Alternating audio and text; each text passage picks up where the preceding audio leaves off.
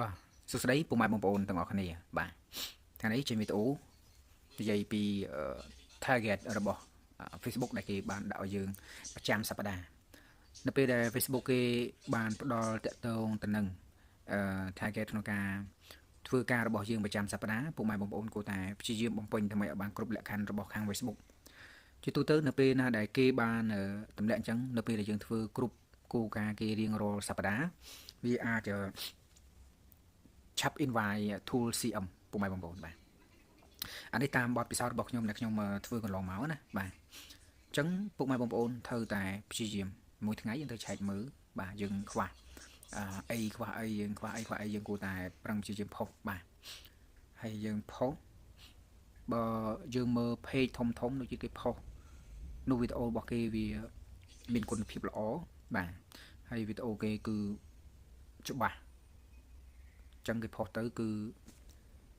គេបានគុណភាពល្អហើយគេទទួលបាននឹងប្រាក់ចំណូលបានខ្ពស់ហើយចំពោះដៃថ្មីមួយចំនួនក៏ដូចជាអ្នកដែលទៅនឹងបាន tool CM ដំបូងគឺភាគច្រើនគឺយើងត្រូវតែព្យាយាមផុសវីដេអូកាត់តកាត់អីអញ្ចឹងណាប៉ុន្តែយើងព្យាយាមច្នៃធ្វើម៉េចកុំឲ្យផុសគេសុទ្ធអញ្ចឹងណាពុកម៉ែបងប្អូនលៃធ្វើម៉េចឲ្យវាបាន 70-80% ទៅ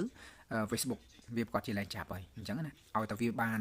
ឲ្យតែយើងផុសទៅបានក្នុងរយៈពេលមួយអាទិត្យឬក៏មួយអាទិត្យជាងវាអត់ជាប់ពុំមានអត់ជាប់អីទេអាហ្នឹងដឹងថា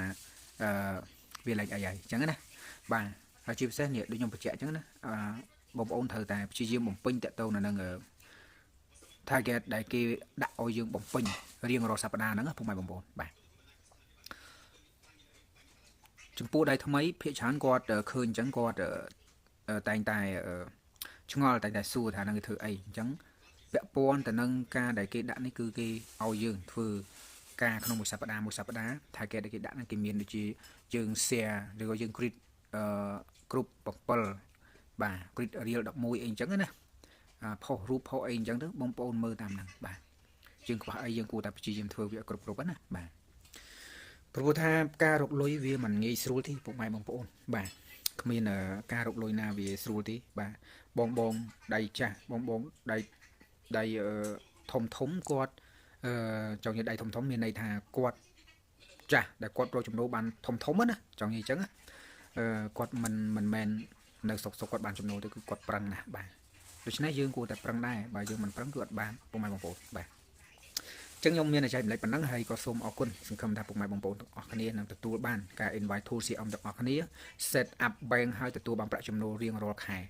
អរគុណពុកម៉ែបងប្អូនបាទ